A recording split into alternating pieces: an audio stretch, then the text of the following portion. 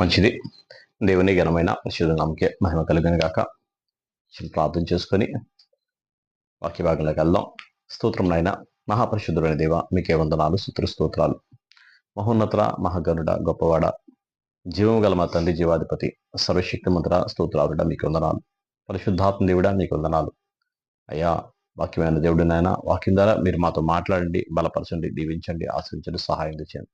మీ కృపతో నిబద్ధలు చేసి మీరే మహిమ పొందమని, మీ ఆత్మాభిషేకంతో మమ్మల్ని సహాయం తెచ్చమని యేసునామములో అడుగుచున్నాం తండ్రి, ఆమేన్. మంచిది. వాక్యం వినిస్తున్న చూస్తున్న మీ అందరికీ కూడా ప్రభువైన యేసుక్రీస్తు నామంలో అందరికీ వందనములు, శుభములు. ఆయన నామమునికే మహిమ కలుగును గాక. నేనటి దినం వరకు కూడా మనం ద్వితీయ దేశకాండాన్ని సంపూర్ణంగా పూర్తి చేయడం అనేది జరిగింది. ద్వితీయోపదేశ కాండం వరకు కూడా 40 సంవత్సరాలు వీళ్ళు అరణ్యంలో ఉన్నారు. ఆది కాండం అబ్రహాముతో ఇచ్చిన వాగ్దానం యెహోషువ గ్రంథంలో సంపూర్ణ అవబోతుంది. ఈ ఆది కాండంలో ఆ అబ్రహాముతో చెప్పిన మాట యెహోషువలో లాస్ట్ అధ్యాయంలో వారు విభజించిన పరిస్థితి అంతా కూడా ఈ యెహోషువ గ్రంథాల్లో మనం చూడగలుగుతాం. అయితే ఈ మధ్యకాలం ఉంది కదా, ఈ మధ్య భాగంలో ఈ మధ్యలో ఉన్న జీవితమే అంతా కూడా ఆత్మీయంగా వారు ఎలా ఉండాలో, ఎలా సరి చేసుకోవాలో, ఎలా సరిదిద్దుకోవాలో, వారు ఎలా చక్కదిద్దబడాలో అన్నీ కూడా దేవుడు ఈ 4 అధ్యాయాల్లో కూడా, ఈ 4 పుస్తకాల్లో కూడా దేవుడు రాయించాడు. దేవునితో ఎలా ఉండాలో, దేవునితో ఎలా నడవాలో, దేవునితో ఎలా జీవించాలో అని చెప్పి మొత్తం కూడా అది కూడా మనం చూసినట్లయితే ఈ 70 మందిగా దేవుడు విస్తరించడానికి దేవుడు సహాయం చేశాడు. 70 మంది కంటే అబ్రహాము దగ్గర నుండి అబ్రహాం ఇస్సాకును కన్నాడు. ఇస్సాకు 2 కుమారులు పుట్టారు. ఆ 2 కుమారులు ఒక కుమారుడైన యాకోబుకి 12 మంది పిల్లలు పుట్టారు. వాళ్ళు 12 మంది 70 మందిగా అయ్యి ఐగుప్తు దేశానికి వెళ్ళారు. ఐగుప్తు దేశంలో ఉండి దేవుడు ఆ ప్రజలందరినీ కూడా విడిపించుకొని ఐగుప్తులో ఉన్న బానిసత్వంలో విడిపించి ఎర్ర సముద్రం 2 పాయలుగా చీల్చి 6 నెలల మీద ప్రజలు నడిపించుకొని వచ్చాడు. ఐగుప్తులో దేవుడు చేసిన పోరాటం అంతా కాదు. ఫరోతో యుద్ధం చేశాడు. ఫరోకి దేవుడు ఎవరో తెలియదంట. యెహోవా ఎవడు అని అన్నాడు. సరే, నేను ఎవరో చూపిస్తానని చెప్పేసి దేవుడు అలాగే ఆయన నామాన్ని ఆయన మహిమపరుచుకున్నాడు. ఆయన నామాన్ని ఆయన ఘనపరుచుకొని ఆ ఫరోతో యుద్ధం చేశాడు. ఫరోతో యుద్ధం చేసి దేవుడు ఆ ప్రజలందరినీ కూడా ఎర్ర సముద్ర మార్గం గుండా నడిపించుకొని తీసుకొని వచ్చాడు. అరణ్యంలో వాళ్ళందరినీ కూడా ఆయనే దిగి వచ్చి సినాయి కొండ మీద దిగి వచ్చాడు. ఆ తర్వాత ప్రత్యక్ష గుడారంగా ఆయనకు గుడారం ఏమని చెప్పేసి అక్కడ ఆయన వచ్చి సామాన్యమైన మనుషుల దగ్గరికి, ఆకాశ మహాకాశాలు పట్టజాలని దేవుడు సామాన్యమైన మనుషుల దగ్గరికి అగ్నిస్తంభంలోనూ మేఘస్తంభంలోనూ వచ్చి ఆ ప్రజలందరూ బతకవలసిన న్యాయ విధులన్నీ కూడా అన్ని కూడా వాళ్ళకి నేర్పించి, వాళ్ళన్నీ కూడా వాళ్ళతో రాయించి, వాళ్ళన్నీ కూడా జీవించే జీవన విధానం అనేది వారికి బోధించి వెళ్ళాడు. ఆయన బోధించి ఇది ద్వితీయోపదేశ కాండం వరకు కూడా బోధించిన బోధంతా కూడా మానవ జీవిత సంబంధాలు, బాంధవ్యాలు, వారి మనసులో ఉండే విధానాలు, పద్ధతులు ఇవన్నీ కూడా ద్వితీయోపదేశ కాండం వరకు మొత్తం అన్ని కూడా ఆయన చదువుతూ ఉంటే ఒక మనిషి అద్దంలో తన మొహాన్ని చూసుకుంటే, ఒక మనిషి అద్దంలో మొహం చూసుకుంటే ఎలా కనపడుతుందో, ఒక మనస్సు అద్దంలో కనుక చూసుకుంటే ఈ వాక్యాన్ని చదివితే మనసులో ఉన్న భావాలన్నీ కూడా ఏది తప్పో, ఏది ఒప్పో, ఏది చేయకూడదో, ఏది చేయకూడదు అన్నది అది ఎప్పటికైనా సరే తప్పే. చేయాలన్నది ఎప్పటికైనా సరే అది ఒప్పే. అలా దేవుడు అన్ని కూడా రాయించి ఇప్పుడు యెహోషువ గ్రంథానికి తీసుకొని వచ్చాడు. యెహోషువ మోషే యొక్క పరిచారకుడు. యెహోషువ మోషే దగ్గర ఉండే పరిచారకుడు ఉన్నాడు. కానీ యెహోషువ గురించి దేవుడు చెప్తున్నవాడు, యెహోషువ ఆత్మతో నిండినవాడు, నా ఆత్మ ఆయన దగ్గర ఉన్నవాడు. మోషే దగ్గర ఎంతో నమ్మకంగా ఉన్నాడు. మోషే కొండ మీదకి వెళ్ళి 40 సంవత్సరాలు 40 రోజుల పాటు అక్కడ ఉంటే ఆ కొండ దిగువన ఎదురు చూస్తూ ఉన్నాడు. ఈలో కొండ దిగి కిందకి రాగానే ఈ కింద అందరూ కూడా ప్రజలు వాళ్ళు ఉత్సవం చేసుకుంటున్నారు. మోషే ఏమైపోయాడో మాకు తెలియదు అని చెప్పి దూడబొమ్మను చేసుకుని ఉత్సవం చేసుకుని అన్ని రోజులు కూడా మోషే యెహోషువ అక్కడే ఉన్నారు. ఆ కొండ దిగునే అక్కడ ఉండి ఎదురు చూస్తూ ఉన్నాడు, నాయకుడు వస్తాడు అని చెప్పేసి. కింద ఏం జరుగుతుందో కూడా చూడలేదు, ఆ ఇంటికి కూడా వెళ్ళలేదు. అంతే నమ్మకంగా ఉన్నాడు. దేవుడు అన్నీ చూస్తున్నాడు. దేవుని కోసం, దేవుని వాక్యం కోసం ఎంత ఆకలిగొని ఉంటారో, ఎంత నమ్మకంగా ఉంటారో, ఆ నమ్మకాన్నంతా కూడా చూస్తూ యెహోషువ గారు దేవుడు చెప్తున్న మాట, యెహోషువ ఆత్మతో నిండేవాడు. యెహోషువని వీరికి నాయకుడిగా చేస్తానని చెప్పేసి మోషే తర్వాత యెహోషువని చేశాడు. అంత మాత్రమే కాదు గాని, వీగు చూడ్డానికి కనాను దేశం ఎలా ఉందో చూడ్డానికి వెళ్ళినప్పుడు, కనాను దేశానికి వెళ్ళినోళ్ళలో కాలేబు, యెహోషువ ఇద్దరు ఎళ్లారు. కాలేబు, యెహోషువ తప్ప ఇక మిగతా ఎవరు కూడా ఆ దేశం మంచిదని చెప్తున్నారు గానీ, ఆ దేశాన్ని జయించడానికి దేవుడు సహాయం అని మాత్రం చెప్పడం లేదు. ఆ దేశాన్ని జయించడానికి దేవుడు సహాయం చేస్తాడు. దేవుడు సహాయం చేస్తే మనం ఆ దేశాన్ని జయిస్తామనే మాట వారికి రావడం లేదు. ఏదైనా సహాయం చేయాలంటే దేవుడు సహాయం చేస్తేనే కదా! దేవుడు సహాయం చేయకపోతే ఏం చేయలేం కదా!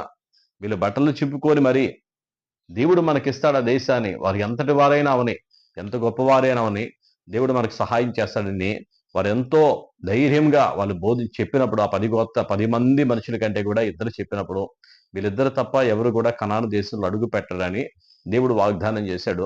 ఆ వాగ్దానం చేసినట్టుగానే యెహోషువని మోషే తర్వాత దేవుడు నాయకుడిగా ఏర్పాటు చేసి ప్రజలందరికీ ముందు నడిపిస్తూ దేవుడు కొన్ని మాటలు ఇక్కడ చెబుతూ ఉన్నాడు. ఆయన చెబుతున్న మాటలో మనం చూసినట్లయితే ఆ! అక్కడ మనం చూసినట్లయితే యెహోవా హ్మ్.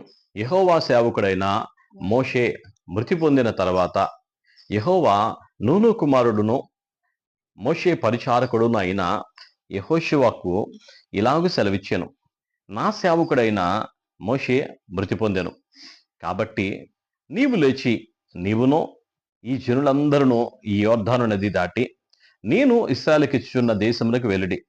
నేను మోషేతో చెప్పినట్లు మీరు అడుగుపెట్టు ప్రతి స్థలమును మీకిచ్చుచున్నాను. అరణ్యమును ఈ లెబానోను మొదలుకొని మహానది అయిన యూఫ్రటీసు నది వరకు హిత్తీయుల దేశమంతయు పడమట మహాసముద్రం వరకు మీకు సరిహద్దు. నీవు బ్రతుకు దినములన్నిటను ఏ మనుషుడు నీ ఎదుట నిలవలేక ఉండునో నేను మోషేకు తోడై ఉండినట్లు నీకును తోడై ఉందును. హల్లెలూయా. మోషేకి యెహోషువకు చెప్తున్నాడు, నా పరిచారకుడు మోషే మృతి పొందాడు. ఇప్పుడు నిన్ను ఈ ప్రజలందరికి కూడా నాకు పరిచారకుడు ఉన్న మోషే చనిపోయాడు. వీళ్ళందరికి ముందుగా నా సేవకుడిగా నాయకుడిగా నిన్ను ఏర్పాటు చేస్తున్నాను. నీకు ఈ ప్రజలందరికీ వాగ్దానం చేసినట్టుగానే అబ్రహాం, ఇస్సాకు, యాకోబుకి వాగ్దానం చేసినట్టుగానే ఆ కనాను దేశాన్ని నేను ఇస్తున్నాను. వారందరికీ ముందు నువ్వు నడు అని చెప్పి కాబట్టి నువ్వు లేచి నీవును నీ జనులందరూ యోర్దాను నది దాటి నేను ఇశ్రాయేలుకి ఇచ్చున్న దేశమునకు వెళ్ళుడి. ఇశ్రాయేలు ప్రజలందరికీ ఇస్తున్న దేశానికి మీరు వెళ్ళండి. అలాగే 5వ వచనంలో నీవు బ్రతుకు దినములన్నిటను ఏ మనుషుడును నీ ఎదుట నిలవలేక ఉండును. నేను మోషేకు తోడై ఉన్నట్లుగా నీకును తోడై ఉందును. నిన్ను విడువను, నిన్ను ఎడబాయను. నిబ్రమ కలిగి ధైర్యంగా ఉండము. వారికిచ్చెదను అని నేను వారి పితరులతో ప్రమాణము చేసిన ఈ దేశమును నిశ్చయముగా నీవు ఈ ప్రజల స్వాధీనము చేసేదవు. అయితే నీవు నిబ్రమ కలిగి జాగ్రత్త పడి బహుధైర్యముగా నుండి నా సేవకుడైన మోషే నీకు ఆజ్ఞాపించిన ధర్మశాస్త్రం అంతటి చొప్పున చేయవలను. నీవు నడుచు ప్రతి మార్గమున చక్కగా ప్రవర్తించినట్లు నీవు దాని నుండి కుడికి గాని ఎడమకి గాని తొలగకూడదు. హల్లెలూయా. దేవుడు చెప్తున్నాడు యెహోషువకి చెప్తూ, నువ్వు బ్రతుకు దినములన్నిటిలో ఏ మనుషుడు కూడా నీ ఎదుట నిలవలేడు.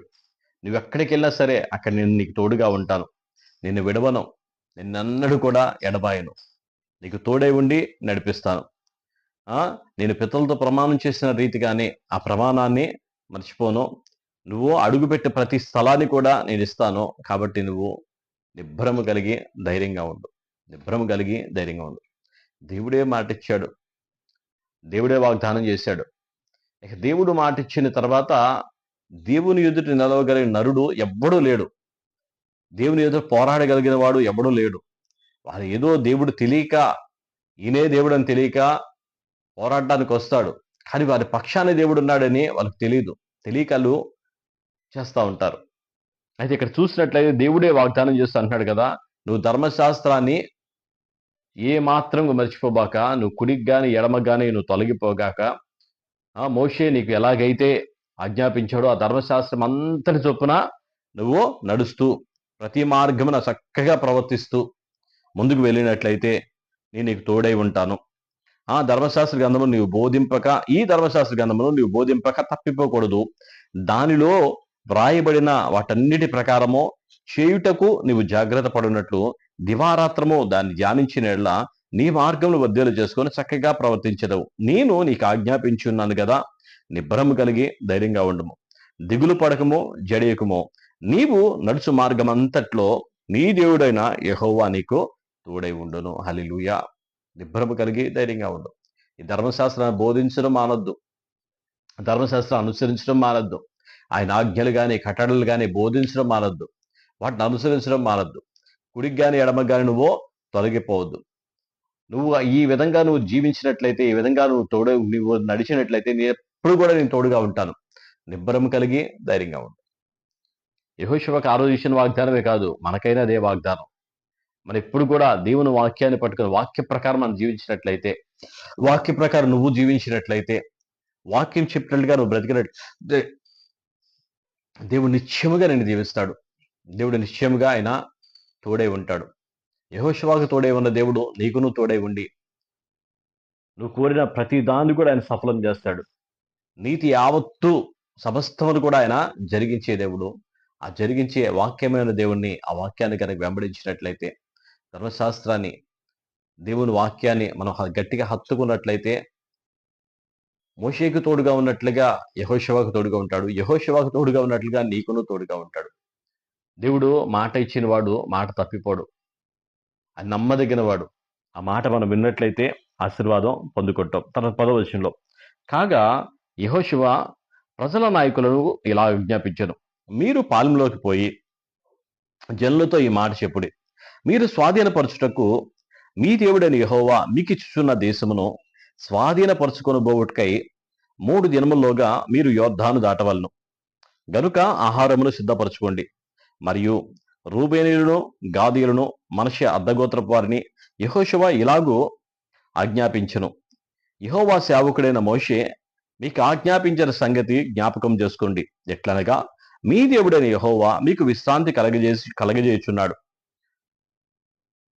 ఆయన ఈ దేశమును మీకు ఇచ్చును. మీ భార్యలను, మీ పిల్లలను, మీ ఆస్తియు యొర్దాను అవతల మోషే మీకు ఇచ్చిన ఈ దేశమున నివసింపవలను. కానీ పరాక్రమవంతులు శూరులైన మీరందరూ యుద్ధ సన్నదులై మీ సహోదరులకు ముందుగా నది దాటి యెహోవా మీకు దయచేయునట్లు మీ సహోదరులకును విశ్రాంతి దయచేయ వరకు, అనగా మీ దేవుడైన యెహోవా వారికిచ్చు దేశమును స్వాధీనపరచుకున్న వరకు మీరును సహాయం చేయవలను. అప్పుడు తూర్పున యొర్దాను యువతల యెహోవా సేవకుడైన మోషే మీకిచ్చిన మీ స్వాస్యమైన దేశమునకు మీరు తిరిగి వచ్చి దాన్ని స్వాధీనపరుచుకొందురు. అందుకు వారు, నీవు మాకు ఆజ్ఞాపించినదంతయు మేము చేసేదము, నీవు మమ్మను ఎక్కడికి పంపుదువో అక్కడికి పోదుమో, మోషే చెప్పిన మాట మేము వినునట్లు నీ మాట విందుమో, నీ దేవుడైన యెహోవా మోషేకు తోడై ఉండినట్లు నీకును తోడై ఉండును గాక.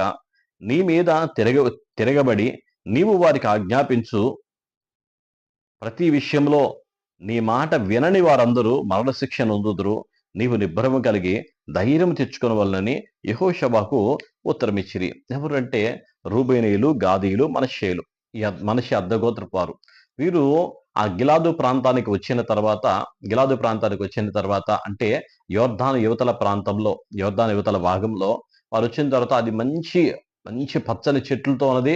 అలాగే పశువులన్నిటికి కూడా ఆహారంతో నిండిన ఆ గిలాదు ప్రాంతానికి వచ్చిన తర్వాత పశువుల మేతకు కానీ చాలా అనుకూలంగా ఉన్న ఆ ప్రదేశానికి వచ్చిన తర్వాత ఈ రూబేనీయులు గాదీయులు వచ్చి మోషేతో అడుగుతున్నారు, అయ్యా మేము ఇక్కడ ఉంటాము, మేము ఇక్కడ ఉండి మాకు ఈ స్థలం చాలా దేవుడు ఇస్తానన్నారు కదా, ఇస్తానన్న స్థలం ఇది మాకు బాగానే ఉంది, మేము ఇక్కడ జీవిస్తాము, మా పిల్లలు మా పశువులు అన్ని కూడా తినడానికి ఆహారం అంతా కూడా సమృద్ధిగా ఉంది, చక్కగా ఉంది అని చెప్పి మోషే దగ్గరికి వస్తే, అసలు మీరు బయలుదేరింది దేనికి?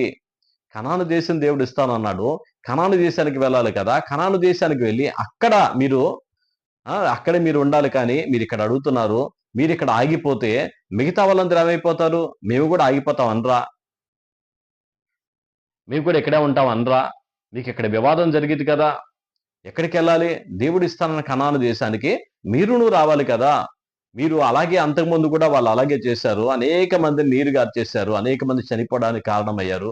దేవుని యొక్క శాపాన్ని పొందుకోవడానికి 10 మంది కారణమయ్యారు. అలాగే మీరు ఉంటారా అంటే, ఆ రోజు రూబేనులు, గాదీలు వచ్చి మోషేతో చెప్తున్నారు, "అయ్యా అలా కాదు. మేమైతే ఇక్కడుంటాం. యుద్ధానికైతే మేమొస్తాం. మొత్తం గెలిచొచ్చేంత వరకు కూడా, గెలిచి ఎవరి స్వాస్థ్యం వారు పంచుకునే వరకు కూడా మేము మీతో పాటు యుద్ధం చేసి, ఇక్కడ మాకు ఈ స్థలం ఇవ్వమని చెప్పేసి అడిగినప్పుడు మోషే సరే అన్నాడు. దేవుడు దాన్ని అంగీకరించాడు. ఇక్కడ కూడా అదే మాట చెప్తున్నాడు. రూబేలు, గాదీలతో మీరు అప్పుడు మోషే చెప్పాడు. మోషే చనిపోయాడు. మర్చిపోతారేమో అని చెప్పి మోషేతో చెప్పిన మాట యెహోషువ మరలా ఆళ్ళకి జ్ఞాపకం చేసినప్పుడు, ఈ రూబేనులు, గాదీలొచ్చి అలా కాదు, మేము వస్తాం. మా భార్య పిల్లలు ఇక్కడే ఉంటారు. మీ యుద్ధ సన్నద్ధులైన వాళ్ళందరం కూడా వచ్చి యుద్ధం చేసి ఆ ప్రాంతాలు జయించి మీ అందరికీ కూడా స్వాస్థ్యంగా వచ్చేంత వరకు కూడా మీతో యుద్ధం చేస్తాం. నువ్వు నిబ్బరము కలిగి ధైర్యంగా ఉండు. నీ మాట ఎవరైతే వినదో వారందరూ కూడా మరణం అవుతారు. దేవుడు చెప్పినట్లుగానే మేము చేస్తాము. మీ యుద్ధానికి మేము వస్తామని చెప్పేసి అప్పుడు కలిసి 12 గోత్రాల వాళ్ళు కూడా యుద్ధానికి వెళ్లారు. యుద్ధానికి వెళ్ళినప్పుడు కనాను దేశం అంతా కూడా ముందధ్యాయాలు మనం చూడగలుగుతాము. వాళ్ళందరూ కూడా ఎంత కలిసికట్టుగా ఉన్నారో. కలిసికట్టుగా ఉన్నప్పుడు మాత్రమే ఆశీర్వాదం అనేది వస్తది. అందుకే సహోదరుల ఐక్యత కలిగి ఉండుట ఎంత మేలు, ఎంత మనోహరం అంటున్నాడు.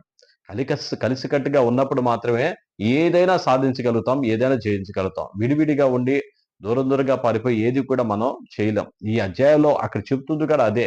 మేము వస్తాం, నీతో పాటు యుద్ధం చేస్తాం. వేరుగా ఉన్నారు, కానీ కలిసి యుద్ధం చేస్తున్నారు, పనిచేస్తున్నారు. పనిచేస్తున్న దాంట్లో దేవుడు సహాయం చేస్తున్నాడు. దేవుడు అన్ని కూడా దీవిస్తూ, ఆశీర్విస్తూ దేవుడు వారందరికీ కూడా తోడే ఉన్నాడు. అలాగే మనకిని తోడే ఉండి నడిపించును గాక. దేవుని కృప మనకు తోడే ఉండి నడిపించును గాక. ప్రార్థన చేసుకుందాం. స్తోత్రం నాయన, మహాపరిశుద్ధుడైన దేవా మీకే వందనాలు, స్తుతులు, స్తోత్రాలు. వాక్యమే ఉన్న దేవుడు నాయన మీకు వందనాలు. తండ్రి మీకే వందనాలు, స్తుతులు, స్తోత్రాలు. ప్రభువా మీ కృపతో జ్ఞాపకం చేసుకోండి, దయతో జ్ఞాపకం చేసుకోండి. దేవదేవుడా మీకు వందనాలు. అయా మోషేకు తోడే ఉన్నట్టుగా నాయన యెహోషువకు తోడుగా ఉన్నావు నాయన.